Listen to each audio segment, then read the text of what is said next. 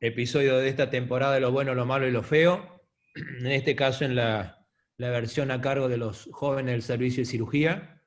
En el día de hoy está con nosotros Santiago Bertone, alias Santi, que fue residente nuestro, fue jefe de residentes y luego se incorporó al sector de pared haciendo el fellowship y estando en la actualidad como un adscripto o contratado y seguramente en el futuro integrante del staff del servicio. Se va a referir básicamente a un tema que es de práctica muy frecuente, que es la cirugía de la pared abdominal, y nos dará su visión sobre lo que es el presente y el futuro de la cirugía de la pared abdominal. Sin lugar a duda, verlo operar a Santi por la paroscopía haciendo cosas, la verdad que me dio mucha satisfacción. Un día cuando vi que estaba haciendo una diastasis del recto por la paroscopía no entendía nada. Fui a leer un poco, y bueno, la verdad que fueron técnicas muy ingeniosas, así que un gusto siempre que paso por el quirófano, Santi. Así que bienvenido y muchas gracias por tu tiempo. No, muchas gracias por la presentación. Si en algún momento se corta o algo, por favor, háganmelo saber, porque se ha pasado otras oportunidades. Así que bueno, básicamente el objetivo de esta charla es, obviamente desde mi visión, ¿no? Hablar un poquitito de lo que es el presente de la cirugía de la pared abdominal en Argentina, hacer una visión, una crítica, una visión muy crítica de lo que es, ¿sí? Porque creo que de la crítica constructiva uno puede salir de la zona de confort y tratar de ver un futuro y ver si ese futuro hay que modificarlo para mejorar lo que hay. Así que, bueno, si vamos a hablar de lo que es el presente de la cirugía de pared abdominal en Argentina, básicamente, como dice la frase, si uno quiere saber a dónde va y dónde está, tiene que saber de dónde viene.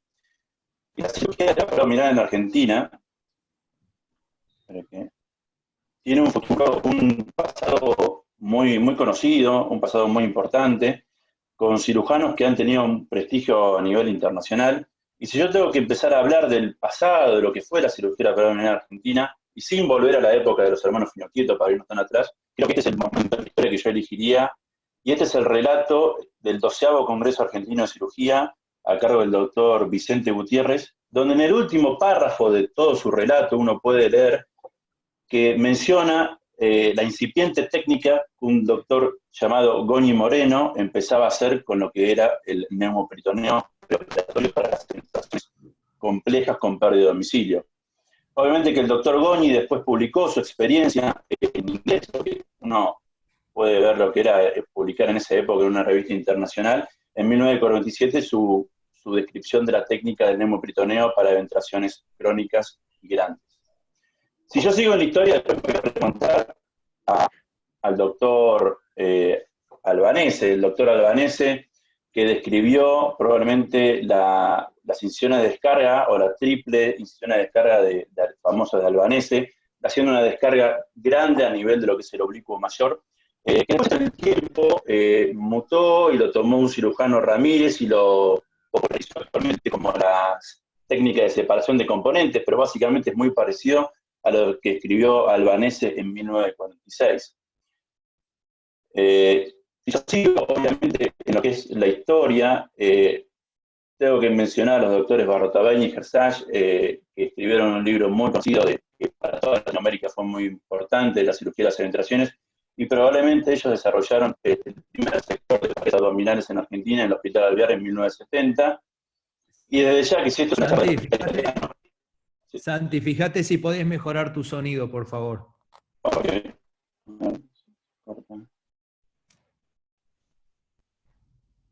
¿Ahí se escucha? Ahí sí. Ok.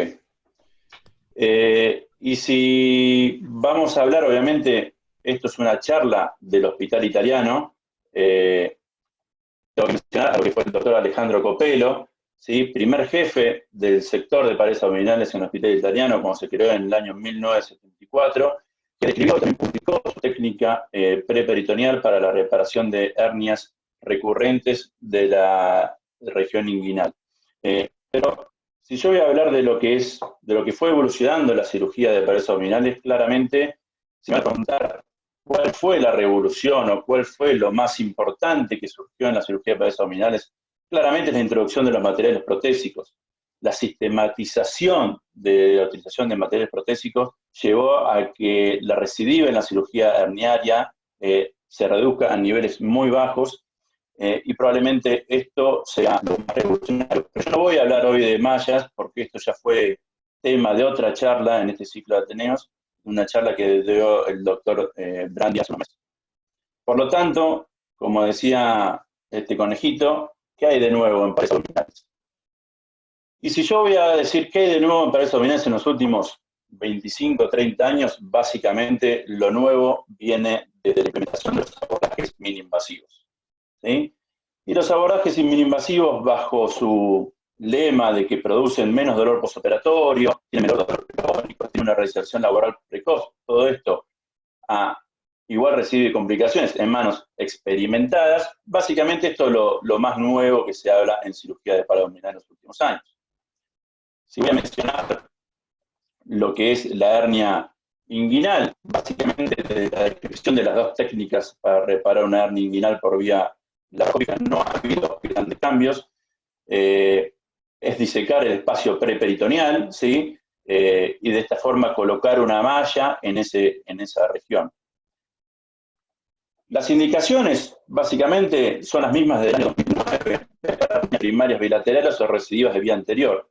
Y por más que en los últimos años ha habido múltiples publicaciones respecto a las ventajas que podrían tener las hernias unilaterales de ser reparadas por vía laparoscópica, todavía las indicaciones no han cambiado y el gol estándar para la hernia unilateral sigue siendo el Liechtenstein. Pero bueno, obviamente las guías mencionan esta técnica para hernias laterales y las dejan a consideración del cirujano actuante. Hoy en hernia inguinal básicamente la discusión es esta: si fijamos o no fijamos las mallas, si las fijamos con métodos como los tackers, tanto irreabsorbibles como reabsorbibles, si las pegamos o si no las fijamos. La no fijación más que nada son para hernias muy puntuales, hernias directas muy chicas o algunas hernias indirectas. Y todo esto, obviamente, es para lograr una reducción de costos en lo que es la técnica laparoscópica. Si nosotros vamos a lo que es la patología de línea media, ahí sí ha habido grandes cambios en la técnica mini-invasiva, desde la descripción en el año 93 por un cirujano conocido como Leblanc, que esta era la técnica, básicamente describió la reparación colocando una malla de PTFE, GORE, para popularmente conocida, reemplazando la parada abdominal con esta malla. Esto cambió por las recidivas y por más a la técnica IPON Plus, que era cerrar el defecto con una sutura. Después fue cambiando hacia lo que era tratar de encontrar un espacio peritoneal por vía laparoscópica, y básicamente hoy en día lo que se está empezando a ver o a hacer son las técnicas endoscópicas. Endoscópicas no porque se utiliza un endoscopio de gastroenterología, por ejemplo, para hacer una endoscopía, sino porque no se ingresa la cavidad abdominal y se utilizan estas herramientas de la laparoscopía para ingresar a los planos intermusculares. Básicamente hay dos lugares donde se puede ingresar. Esto es una paciente, por ejemplo, con múltiples defectos de línea media y una hernia inguinal, a lo cual nosotros consideramos que en esta paciente un abordaje retromuscular era muy bueno. Pero ingresamos retromuscular, primero de un lado, se diseca el espacio, vamos hacia la región inguinal,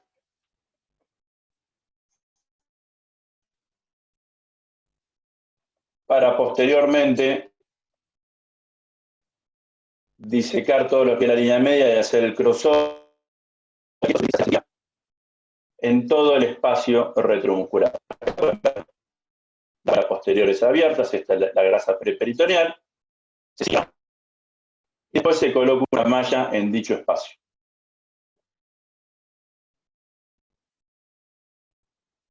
Que se puede ver el recto del otro, y todo el espacio del abdomen en este plano, y se coloca una malla a nivel superior.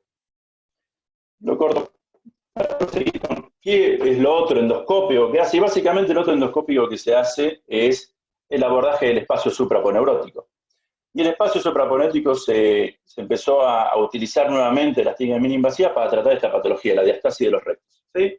La diastasis de los rectos es una entidad que asociada a línea media o no. Después eso es una discusión que no viene al caso sobre cuándo se tiene que indicar, pero uno puede lograr por ejemplo, en estas pacientes, abdómenes en batracio, secundario a una gran diastasis con defectos pequeños de línea media, uno diseca todo el espacio supraponeurótico, realiza un Surgier cerrando toda la línea media y coloca una malla en dicho espacio supraponeurótico, con resultados estéticos que la verdad que son muy satisfactorios. ¿Qué más se hace en parado abdominal de manera mínima invasiva? Y bueno, ya nos vamos al tratamiento de inguinodina postoperatoria. La última herramienta frente a una inguinodina postoperatoria es la neurectomía del plexo lumbar por la laparoscopía, y eso es un paciente que nosotros tratamos, que derivaron de Tucumán, con un que hicimos una neurectomía en forma de laparoscopía con una buena evolución por suerte. Ahora, ¿todo es mini-invasivo? No, hay cosas que no son mini-invasivas que se utilizan y que van prosperando. Obviamente, si yo voy a hablar de efecto del parado abdominal, esta es la triple descarga de Ramírez, y esta es la separación de componentes anterior, y esta es lo que es la separación de componentes posterior con una liberación del músculo transverso. Y uno, si quisiera reemplazar esto, o por lo menos hacer un tratamiento ayudante para ayudar a no tener que hacer tantas incisiones de descarga, se está utilizando lo que es la toxina, una descarga farmacológica, ¿sí? Que y de esta forma poder aproximar la línea media. Ahora, y acá vamos a empezar a discutir algunas cosas. Entonces estamos viendo que en parado abdominal cada vez las cosas son más complejas, que requieren mayor curva de entrenamiento con técnicas cada vez más difíciles. Y acá la primera discusión que uno puede plantear es si hay que hacer técnicas cada vez más difíciles para una patología de alto volumen como la cirugía parietal. Y obviamente que también hay cada vez más tecnología. Como una vez mencionó Claudio, hay más mallas, y uno tiene que discernir qué malla puede funcionar y qué malla no puede funcionar. Y también hay pacientes más complejos. Y los pacientes más complejos no solamente vienen dados porque pueden tener patologías recidivas, 2, 3 recidivas, sino porque el paciente, en el mundo de las redes sociales, el paciente viene al consultorio y dice, doctor, usted me va a operar por la laparoscopía, ¿no? Porque yo leí en internet que eso es lo mejor, yo leí en internet que eso es la cirugía sin dolor, o yo leí en un grupo que es una técnica que se puede hacer y yo quiero eso porque yo quiero lo mejor para mí. Y es muy difícil a ese paciente tal vez explicarle que esa no es la realidad, ¿sí? O que no es así. Pero esto, que es cada vez más complejo, asociado a que ya sabemos que una cirugía hecha por especialistas tiene mejores resultados, ¿sí? Y estos son dos trabajos que muestran menos recidiva en pacientes especializados en cirugía de parado abdominal, o mejores resultados a nivel inguinal en cirujanos especialistas. Claramente, lo que yo interpreto es que hay una necesidad mayor de ver a la cirugía como especialista. Y esto es algo que a nivel mundial se está viendo, ¿sí?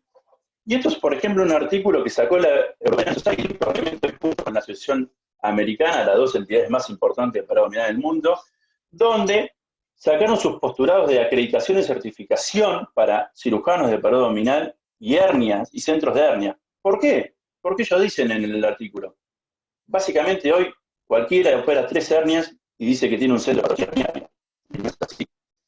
Entonces ellos definen a un cirujano especialista en parado abdominal como un cirujano con un amplio conocimiento de la patología herniaria, con una curva de aprendizaje completa para técnicas abiertas y mini-invasivas, tanto recomendados en todas las guías, que realiza un número de cirugías mínimas por año, con un seguimiento adecuado de su patología, y que desempeña un rol activo tanto en la educación como en la formación.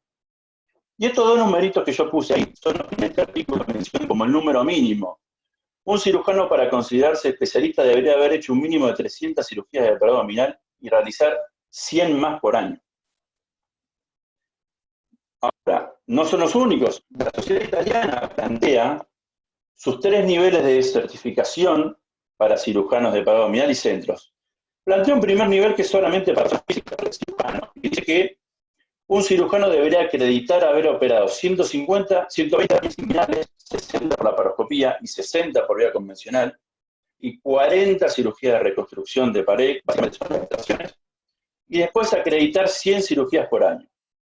Habrá que un segundo nivel se un centro de referencia, con estos números que ven, pero que le suma un seguimiento con estándares de calidad, que son estos que tengo acá, con recidiva, dolor crónico, infección respiratoria, tiene que tener actividad científica y actividad docente. Y un tercer nivel que básicamente tiene que tener todavía más cirugías, ¿sí? Hablan de 200 cirugías por año, de las cuales 150 tienen que ser de hernia inguinal. Para que ustedes se den una idea, la sociedad alemana también lo tiene. La sociedad alemana no son 200, son 250, ¿sí? Y todas estas sociedades exigen a sus cirujanos y a sus centros a reportar sus resultados a bases nacionales, ¿sí? Para seguimiento de los pacientes operados. Ahora, ¿y en Argentina qué pasa? Bueno, básicamente, en Argentina números oficiales no hay.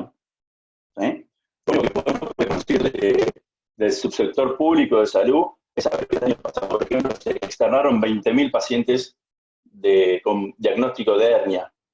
Es lo único que puede uno encontrar. Entonces nosotros hace 2 años desde el sector, más que nada lo hizo Sebastián Roche, hicimos un relevamiento nacional, una encuesta, con una ayuda importante de la Asociación Argentina de Hernia y la Asociación Argentina de Cirugía para la difusión, donde obtuvimos respuesta de 600 cirujanos aproximadamente. Obviamente que esto tiene un sesgo, seguramente les interesa responder una encuesta de cirugía de abdominal, ¿sí? Pero lo que pudimos ver, y les muestro algunas respuestas solamente, les preguntamos qué rol desempeñaba su institución. El 73% es cirujano general, y vemos que solamente el 10% de cirujanos tiene una dedicación a la patología de parado abdominal. Preguntamos si había un sector dedicado a la cirugía de parado abdominal, y casi el 80% de la respuesta es no. Preguntamos cuál es el número de hernias inguinales que operaba anualmente.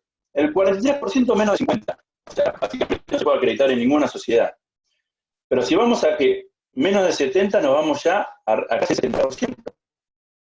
Preguntamos cuál es la técnica de elección, y estoy hablando que esto seguramente lo respondieron cirujanos que tienen cierta predilección por la cirugía herniaria, ¿sí?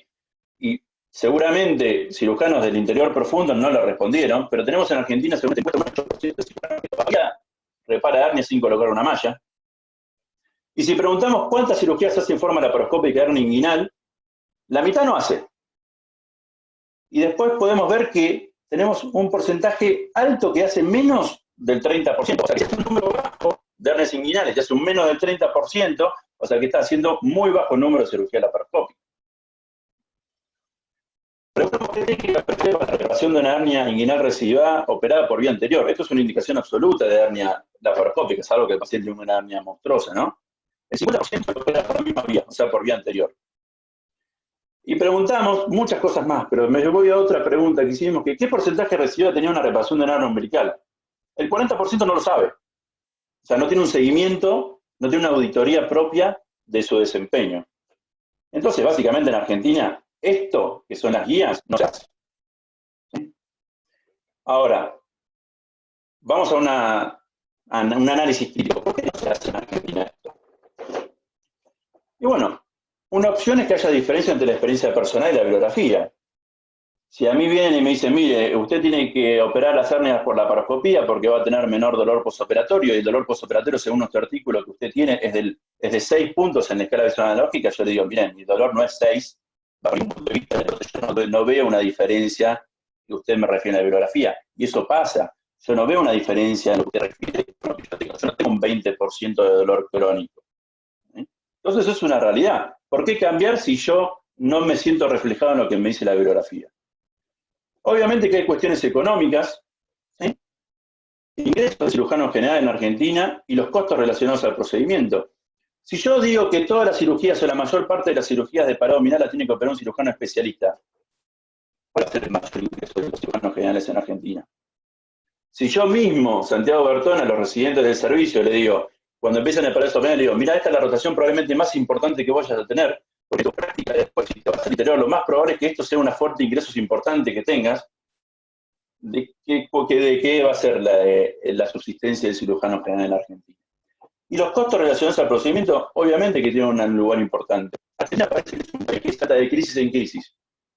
¿Sí? Y tenemos un sistema de salud totalmente fragmentado, un sistema público de la seguridad social, con el PAM y las obras sociales, un sistema privado, con grandes inequidades entre todos estos sistemas.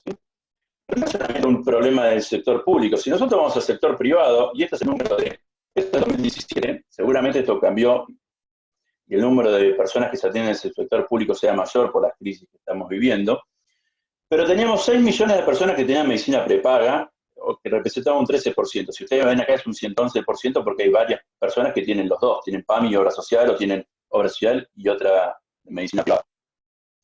Pero vemos los números, y de la obra social más importante de Argentina, que no quiero decir el nombre, pero que tiene 2.250.000 afiliados, en el año pasado esa obra social autorizó su código de laparoscopía para el 10% de la patología negra que autorizó. Entonces tampoco es una cuestión solamente del subsector público, también es el sector privado. ¿Y por qué? Bueno, yo creo que la inserción laboral es un beneficio de la cirugía laparoscópica en una hernia inguinal. Y cuando yo leo los trabajos es de 1 o 2 días, y yo estoy en Argentina, un país bimonetario, donde los insumos están dolarizados, donde está curva de evaluación oficial que vemos desde los últimos 5 años, con un salario mínimo que no llega a los $200, con un salario promedio, estoy hablando que todos estos datos oficiales del Ministerio, de 78.000 pesos, y un ingreso per cápita estimado para fin de año de $7.000, y un fijador tiene un promedio de 30.000 pesos, y estoy siendo generoso con el precio, básicamente la implementación de una cirugía mini-invasiva en patología de gran volumen, me estoy refiriendo, en un país donde impresiona que la frazada cada vez es más corta, es difícil. Obviamente que también seguramente hay un déficit de información, dado que para uno hacer todas estas cirugías mini-invasivas y de mayor complejidad requiere una mayor curva de aprendizaje. Y si hablo de la residencia, voy a hablar muy poquito, porque esto es un tema que lo va a tocar Sebastián Roche en su Ateneo en 3 semanas, sobre la formación y cómo debería ser la formación. Pero si yo hago esta cuenta y digo que hay un bajo porcentaje de cirujanos dedicados a la pared, ellos hacen un número bajo de casos, y hay un bajo número de casos operados por abordaje mini-invasivo, la formación, obviamente que no tiene otra escapatoria, de por lo menos en mini-invasividad, no va a ser suficiente.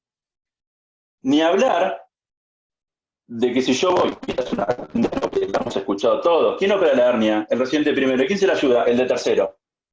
Bueno, evidentemente tal vez acá hay algo que no está funcionando adecuadamente. Tal vez la simulación sea una solución para nuestro problema de baja cantidad de casos.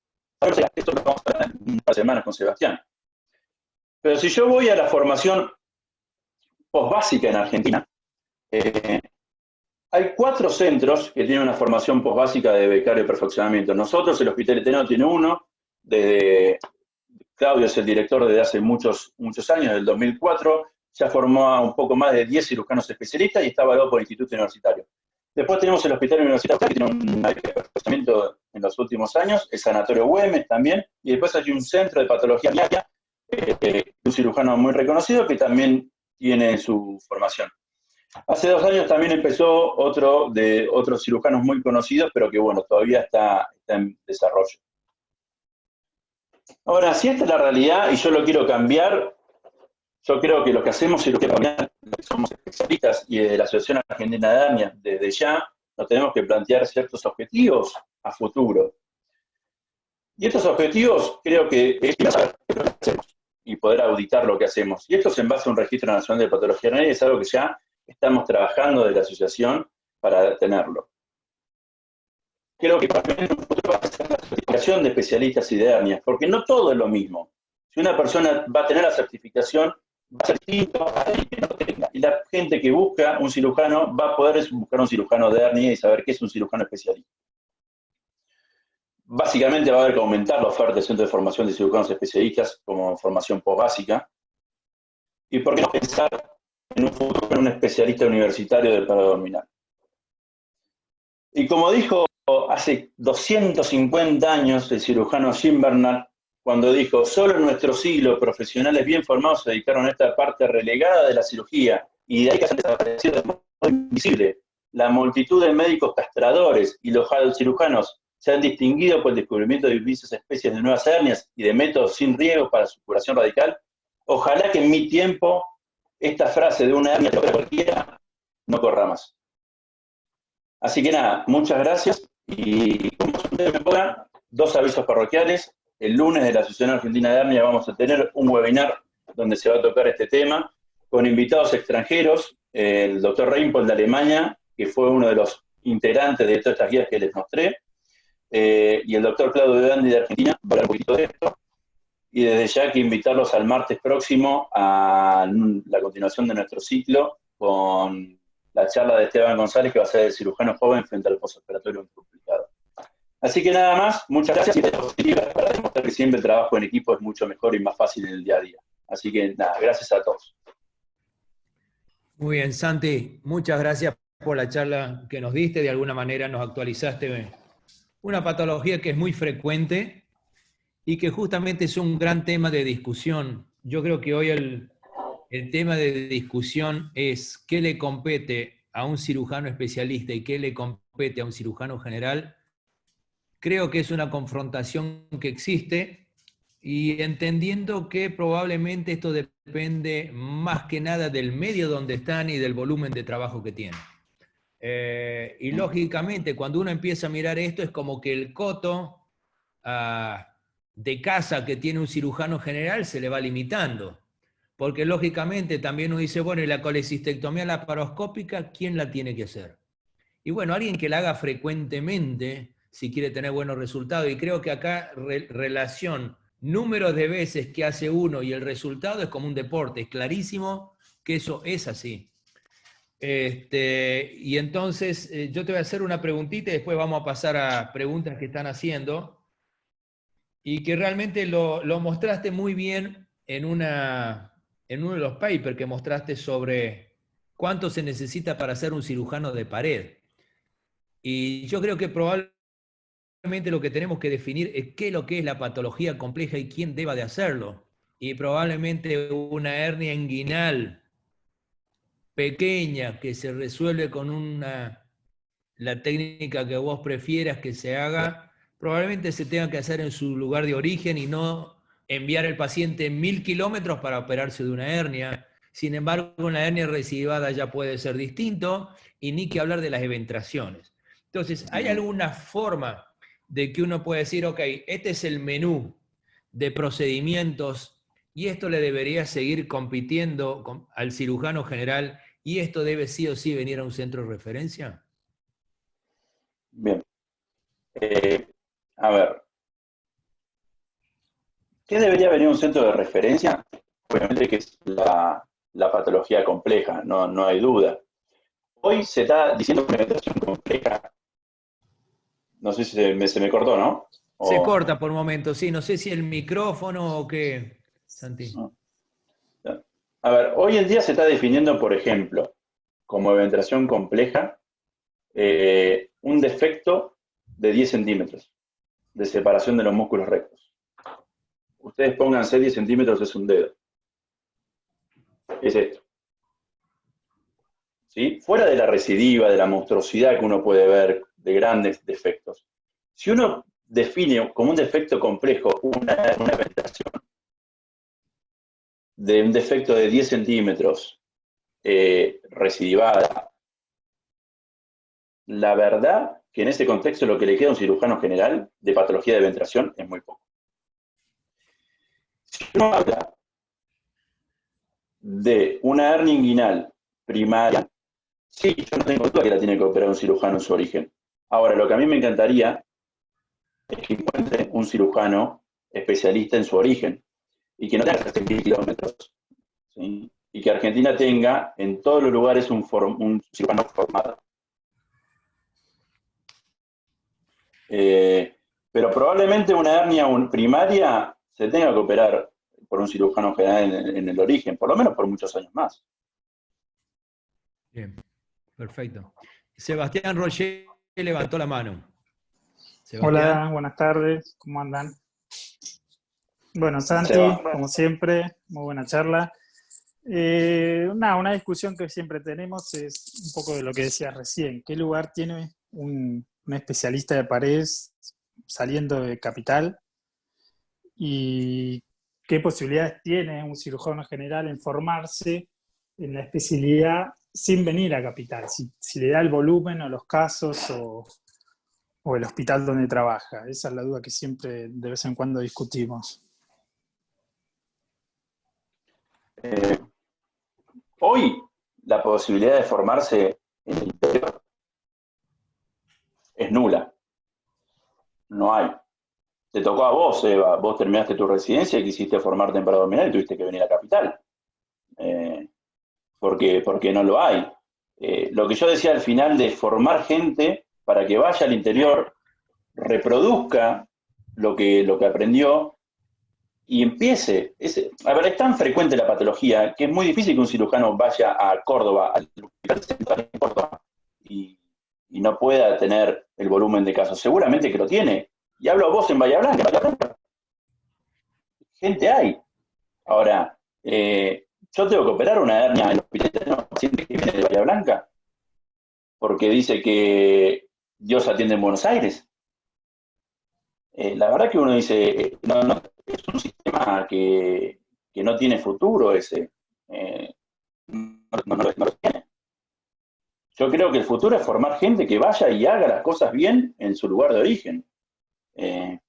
Y bueno, sí, a ver, nos mandarán acá a Buenos Aires los pacientes multirecibados.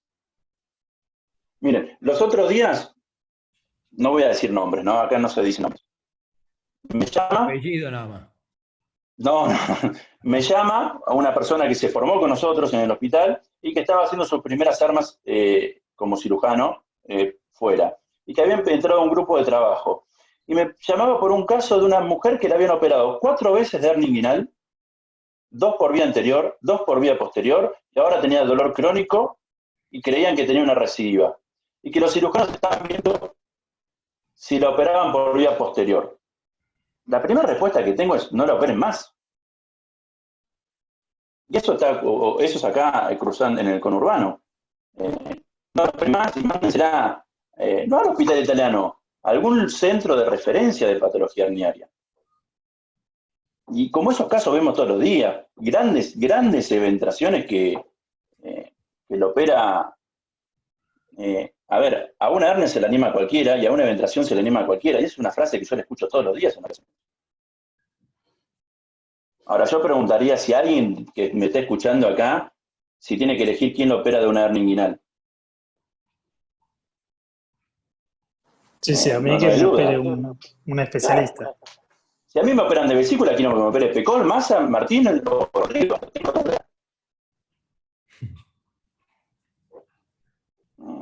Y es así, yo entiendo que esto en contra del cirujano, pero bueno, creo que el futuro también es la especialización, por lo menos lo que el servicio ha planteado en los últimos 40 años, ¿no? Más. Bien. A ver si hay alguna pregunta. Acá, a ver, Juan Larrañaga pone, pongo por ejemplo a Chivilcoy. ¿Me escuchás bien, Santi? Sí. Ok. Hay 10 cirujanos generales para 50.000 habitantes. Operan hernia, apéndice, vesícula y colon. El 50% de la patología es de pared. ¿Vos crees que debería haber una especialidad en cirugía rural y formar gente solo para esas patologías?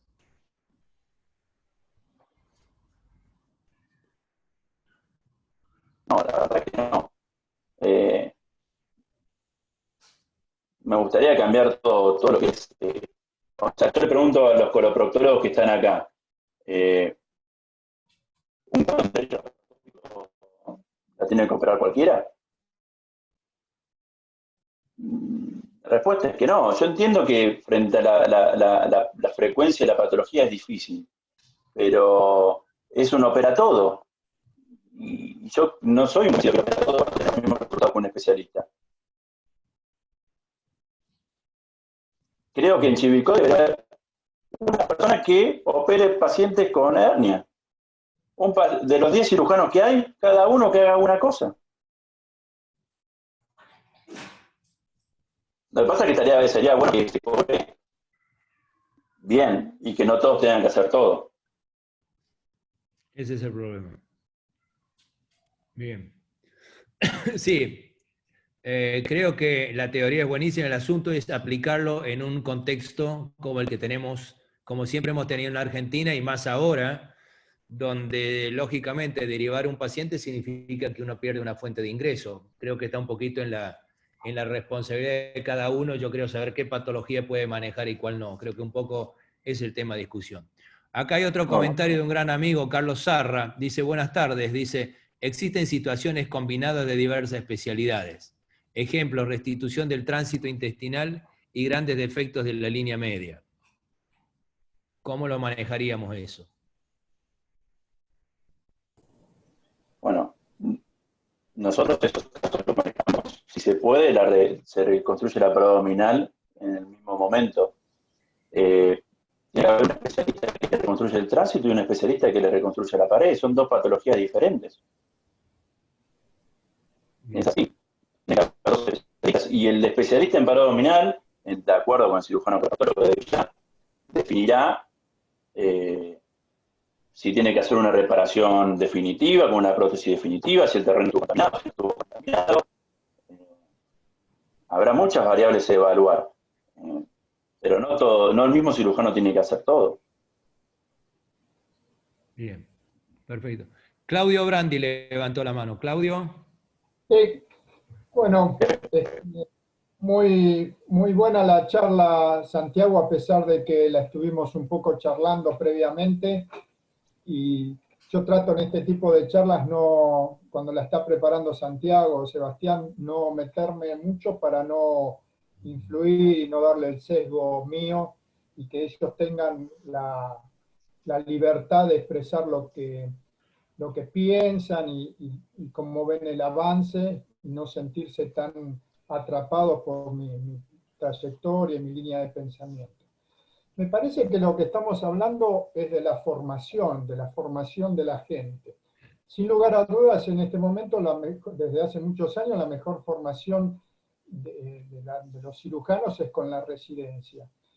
Ahora, nosotros estamos viendo que a pesar de que mucha gente sale de la residencia, la formación en paredes abdominales y en una patología tan frecuente como es simplemente una hernia inguinal, es muy anárquica. Nosotros nos encontramos con gente que terminó la residencia, pero cuando le preguntamos de quién aprendió, Santiago Bertone mostró un slide que es muy significativo, que no puede ocurrir, que el residente de primer año es ayudado por el de segundo o el de tercer año.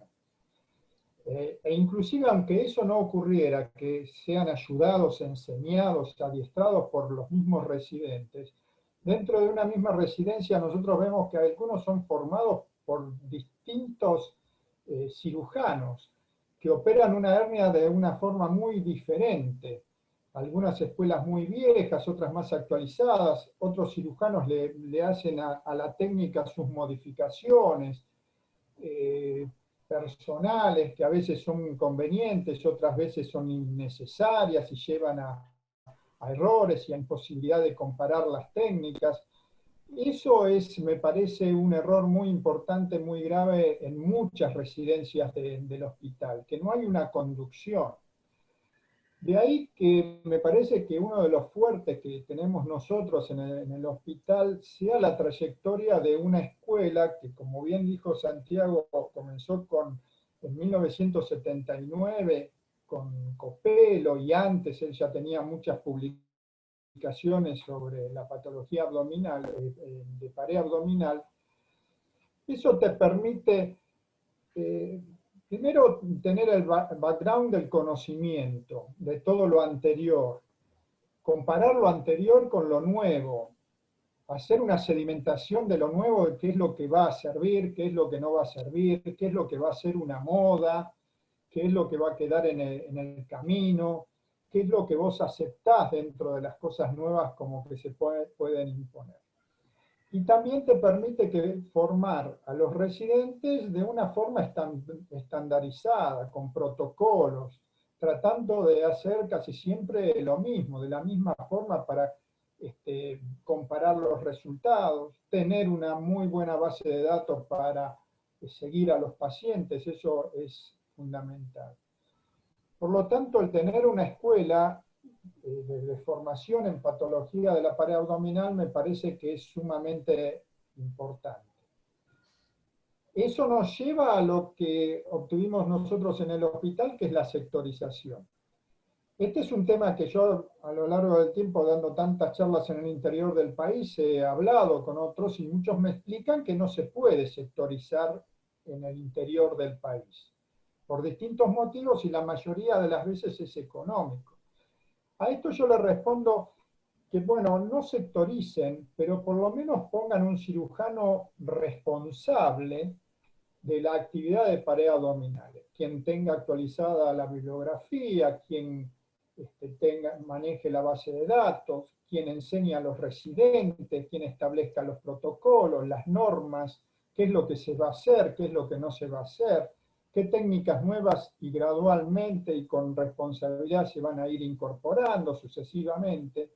Entonces, no se puede sectorizar, pero se puede tener a alguien responsable de cada sector que dicte las normas, que establezca las reglas de la formación de los residentes. Bueno, nada más, eso me parece que es lo más importante.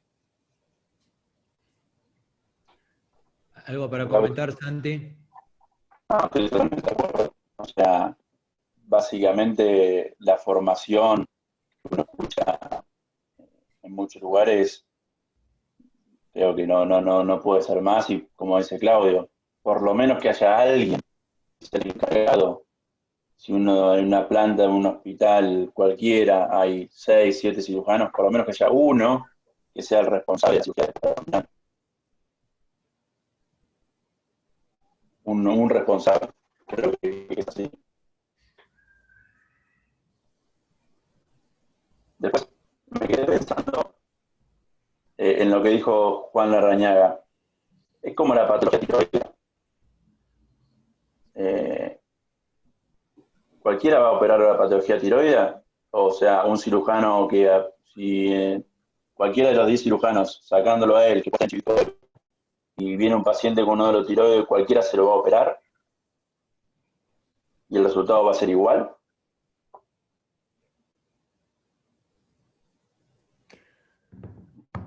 Sí. El asunto es quién evalúa el resultado de la calidad. Yo creo que el problema pasa por ahí. Es decir, hay algo... En el país nunca se impuso el esquema de pay-per outcome, es decir, pagarte por resultados, donde uno ve todo el combo de un procedimiento, no solo el honorario del cirujano, sino lo que fueron los gastos del paciente y lo que es la evolución postoperatoria, la cantidad de complicaciones y todo lo demás. Y esa es una ecuación netamente de eficiencia y que la única forma de funcionar es cuando hay calidad. Y yo creo que ahí es donde se marca la gran diferencia cuando uno hace cosas que está acostumbrado a hacer y no lo que puede llegar a ser. Yo creo que eso es muy importante. Por eso una pregunta que te quería hacer, Santi, es lo siguiente sobre lo futuro. Y hay una pregunta después. Vos hablaste que dentro del objetivo futuro es lógicamente hacer un registro, la certificación y la evaluación de la calidad de prestaciones. ¿Vos crees que es algo factible de hacer? Es decir, una auditoría donde se sepa cuáles son los resultados y entonces las prepagas deciden enviar a tal lugar el paciente por los resultados que se tienen. En Estados Unidos eso existe. Un informe que se llama Leapfrog, si no me equivoco, en la costa oeste, donde todas las clínicas tenían asentados sus resultados. Y en base a los resultados se tomaba la decisión a dónde se enviaba el paciente, ¿no? Ojalá. Ojalá se pudiera. Pero en Argentina la prepaga va a querer mandárselo al que le saque el problema con el menor costo. Creo que eso es una filosofía que difícilmente vayamos a poder cambiar. Porque el cirujano que tenga mejor resultado va a decir, yo quiero cobrar por mi resultado. Y la obra social le va a decir, no, porque se lo quiero mandar a uno que me saque el problema, porque el paciente llegue explotado. Entonces ahí se lo van a derivar a un centro de alto volumen. Y nos pasa a nosotros todos los días en nuestro hospital. Los pacientes que vienen derivados cuando ya están... Nosotros nos ven en la habitación, ya tienen 3 manchas. A veces. Entonces, me encantaría, pero yo en Argentina lo veo muy difícil. Bien. Hay 2 preguntas acá. Jorge Huerta te felicita por la charla y dice, ¿cómo ves la posibilidad de hacer avances en el registro de patología parietal en el país? Jorgito, depende. Jorge es el próximo presidente de la Asociación Argentina de Hernias, doctor Jorge Huerta, hace paredes abdominales en el Sanatorio Méndez. Jorge, vas a tener que ayudarme mucho. Y públicamente te estoy comprometiendo. Es algo que ya empezamos a trabajar de la asociación. Estamos trabajándolo ahora con Federico Organchán, que es otro cirujano que hace paredes abdominales en el Sanatorio Financiero. Y estamos buscando formas si hacemos un registro propio o estamos hablando con la Asociación Americana de Hernias para unirnos en un solo registro, pero es algo que ya estamos empezando a trabajar. Básicamente es un costo y es un compromiso importante. Hay otros, a ver, los países escandinavos todos tienen registro, Alemania tiene registro, y todos funcionan muy bien. Y el registro requiere dos cosas, una voluntad de llenarlo por parte de los cirujanos y una honestidad importante. Porque si no, yo no puedo ir a auditarle la reciba, tengo que tener una honestidad del cirujano que llene. Bien. Pero bueno, es algo que estamos trabajando, Jorge, y te comprometo públicamente a que nos ayudes. Bien. Aquí hay otra opinión y pregunta de Emilio. Dice, excelente charla, Santiago. ¿Qué rol pensás que tendría que tener la Asociación de Hernias en esta propuesta de sectorizar o tener un referente en cada provincia del país? Por lo menos en el sector público, en el que no hay intereses económicos en cuanto al volumen de cirugías. Qué pregunta, Emilio.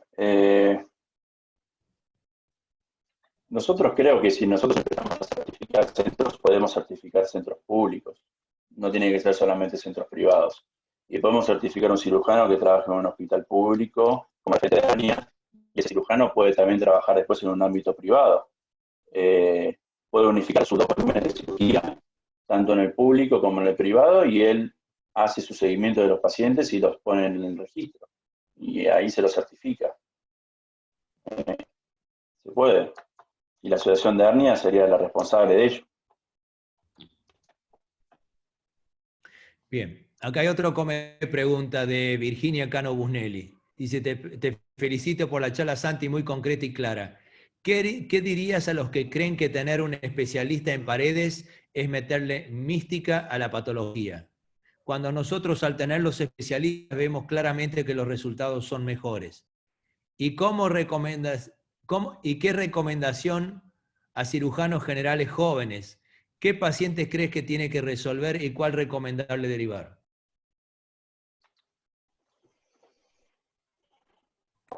A ver, gracias Vicky por el comentario, amiga. A ver,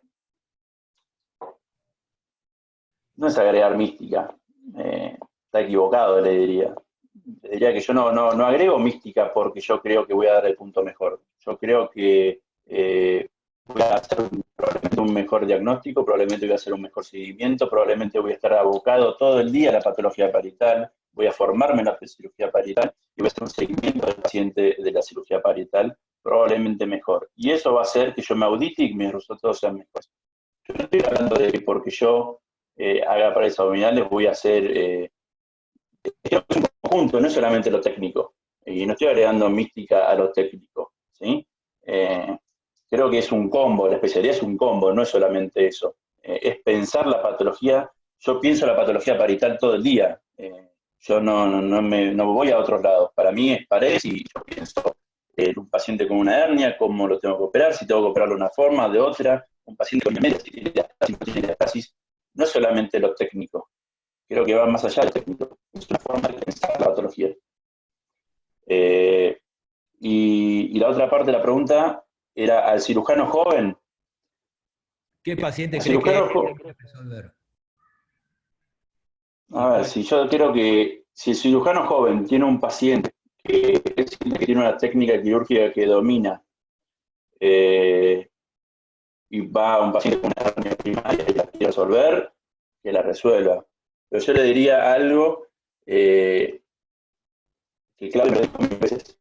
Claudio a mí me quemó la cabeza con la base de datos del sector, con el registro. Hay una cosa que Claudio y Sebastián va a dar fe. Santiago, registraste la cirugía, Santiago, registraste esto, Santiago, sacaste fotos, Santiago, hiciste esto, Santiago, hiciste lo otro. Yo le diría al cirujano joven que lo opere, pero que tenga un seguimiento del paciente, que no pierda el paciente. El paciente para esos abdominales no se termina al mes. Hay que seguirlo a los 6 meses, hay que seguirlo a los 3 años. Si uno no lo hace, no sabe cómo le fue. Porque el paciente no se va a venir a operar de vuelta con uno, ¿no?, cuando tenga la recidiva. Salvo que sea población cautiva, una privada. Perfecto. Bien. Tengo algunas preguntas que se me cruzaron a mí. Hoy con el asunto de niveles de evidencia. ¿Cuál es indiscutible el paciente que uno debe operar por laparoscopía? De acuerdo a los niveles de evidencia que se tenga científicos. Hernia inguinal, ponele. ¿Bilateral? ¿Recidiva de vida anterior? ¿Cuáles hay? Sí.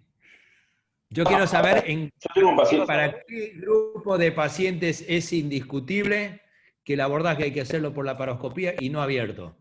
Por ejemplo, trabajo prospectivo randomizado que comparen laparoscopía en hernia primaria abierto laparoscópico. ¿Qué mostró? Distinto debe ser hernias bilaterales. Hay un montón. Los resultados tienen una tendencia muchas veces a una mejoría por laparoscopía, a una hernia primaria, pero no hay ninguna guía internacional de recomendación que diga que la hernia primaria hay que operarla por laparoscopía y que es sustancialmente mejor que un cuando uno evalúa, yo el año pasado di una charla de esto, yo puedo hacer un metaanálisis, ¿sí?, de que dice, la conclusión del metaanálisis es, la hernia primaria unilateral es mejor operarla por laparoscopía porque tiene menor dolor postoperatorio y tiene menor dolor Título. Yo voy y cuando leo los numeritos, dice, dolor postoperatorio de cirugía de Lichtenstein, 3. Dolor postoperatorio, en escala visual analógica, dolor postoperatorio de hernia laparoscópica, 2. Por más que eso le puede dar significativo a nivel estadístico, clínicamente es irrelevante, porque un paciente, cualquiera que hizo un trabajo de dolor, que nosotros hemos hecho varios, no discierne prácticamente un 2 y un 3, y es lo mismo. Entonces, realmente hoy la indicación para una cirugía, para una hernia primaria, es un Lichtenstein, y las guías lo siguen diciendo. Hay análisis que dicen que es mejor la cirugía laparoscópica, y hay otros que dicen que todavía no hay demostración que lo sea así. Ahora, lo que indiscutible es la bilateralidad y la recidiva. Personalmente, ¿qué agregaría a ese grupo? Para mí, un paciente que tiene un defecto de línea media asociado a una inguinal es un candidato a cirugía laparoscópica. Ok. Primaria. Hablaron bastante sobre el asunto de la formación y hoy vos sabés que la simulación forma parte importantísima en lo que es el entrenamiento de los residentes antes de llegar al paciente. ¿Qué modelos has visto vos de simulación que son buenos para el aprendizaje de las técnicas laparoscópicas y abiertas que estén disponibles para los residentes? Poco. Están los simuladores estos computarizados, donde hay algunos modelos, estoy hablando de modelos que el residente pueda hacer, ¿no? Sí. Fuera de los robóticos, el año pasado en el Congreso Argentino de Cirugía, un grupo de residentes de Córdoba planteó un modelo donde se simulaba una pelvis, ¿sí?, y uno podía hacer la colocación de una malla, ¿sí? Es muy difícil en la laparoscopía lograr un modelo donde uno tenga que sacar simular un peritoneo. Generalmente lo que hacemos en cualquier hands-on que hemos hecho es en una de pollos, liberar todo lo que es la piel y ahí distribuir una malla, ¿sí? Pasa que la ubicación y conocer toda la laparoscopía es bastante más compleja que eso, ¿sí? Pero básicamente en modelos inanimados está ese, y hay unas pelvis que se están gestando con impresiones 3D, que el año pasado Jorge Huerta, que está escuchando, de hecho, coordinó el Hands-On Precongreso Argentino, donde se pueden imprimir unas pelvis y ahí se puede simular muy bien lo que sería por lo menos la parte de desplegar una malla y fijarla. La parte de la disección, la verdad que es muy difícil lograrlo en un objeto de simulación. Es muy difícil. Acá hay otra pregunta, dicen, Sebastián Roche dice, ¿pensás que el cirujano general debería operar la patología de pared por la paroscopía o es solo de especialista? Difícilmente un cirujano general en Argentina logre un volumen importante, salvo que tenga una predilección fuerte por la cirugía paraabdominal y que su práctica dentro de la cirugía general sea 80% paraabdominal y 20% el resto, para lograr el volumen. La sociedad italiana pide 60 hernias laparoscópicas para considerar una curva de aprendizaje medianamente bien hecha. No sé si un cirujano general en Argentina va a tener ese volumen. Y ese volumen lo logra en 20 años, ¿no? Ese volumen lo tiene que lograr en 2-3 años de formación. Bien. Bien, una última pregunta tengo para vos, Santi, que es lo siguiente. No hay duda que esto se acepta, y en el mundo está aceptada que la cirugía de la pared abdominal es una especialidad, y tan así que han surgido sociedades científicas específicas, y el caso que ustedes lo tienen aquí en Argentina. La pregunta es, ¿cuál crees que es realmente el rol que tienen en este momento estas sociedades y cuál sería de alguna manera el accionar que debería tener para estar involucrado en lo que es el pago de la práctica médica?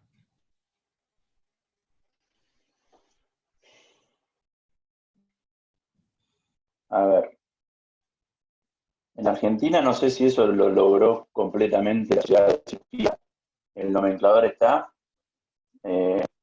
no sé si se respeta, no quiero pecar pero no sé si se respeta, por lo menos en muchos lados el nomenclador, creería que no. En lo que es la parte monetaria, en el exterior, las sociedades no sé, la verdad, cómo se han involucrado y si se han involucrado. Lo que pasa es que hay países con sistemas muy distintos. Uno no puede hablar, a ver, el ejemplo del sistema de salud, obviamente, de Inglaterra es totalmente opuesto al nuestro. El sistema de Holanda y esos países que tienen registro, o el sistema de Suecia, son sistemas de salud distintos, donde el tema económico y el pago pasa por otra parte, no es como el nuestro, es totalmente distinto. Entonces, en esas sociedades, la verdad que no sé si se han involucrado. Nosotros, de la Sociedad Argentina de Hernia, la verdad que todavía no nos hemos involucrado en absolutamente nada respecto a eso, ni a pelear por los honorarios de la cirugía parietal. Estamos atrás de lo que dice la Asociación de Cirugía, que creo que lamentablemente no sé si se ha logrado el nuevo nomenclador imponer, por ejemplo. No. Hoy la Sociedad Argentina de Hernias básicamente tiene una función 100% académica. La Sociedad Argentina de Hernias desarrolla cursos, desarrolla congresos, ayuda a la Sociedad Argentina de Cirugía en la programación del congreso, en la parte de paredes, pero su rol es básicamente académico. Tampoco certificamos a nadie, eso es algo que deberíamos, tal vez, si empezamos a hacerlo, pero nosotros no lo hacemos de esa situación. Perfecto. Bien, buenísimo. Creo que la actualización que has hecho muy buena. Yo me quedo con 3 cosas que vos nombraste, por lo cual deben existir centros de referencia y debe existir esta especialidad. Por un lado, que cada vez hay técnicas más complejas, no hay duda. Que cada vez somos más dependientes de la tecnología, y eso no hay duda. Y finalmente, que los pacientes son más complejos. Sí, hoy los pacientes son complejos no solo por la patología en sí, sino por de pronto las comorbilidades que tienen y que uno tiene que aprender a manejar esos pacientes también y que va mucho más allá de lo técnico de esa situación.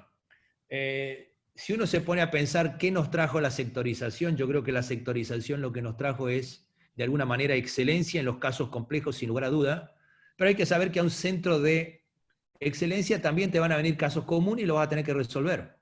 porque es parte de la población que te llega, y como hoy por hoy la regionalización no existe, eso hace que la patología común también tenga que hacerla, si no uno diría, en el caso nuestro, ¿por qué operar vesícula los que hacemos HBV si estamos para algo complejo?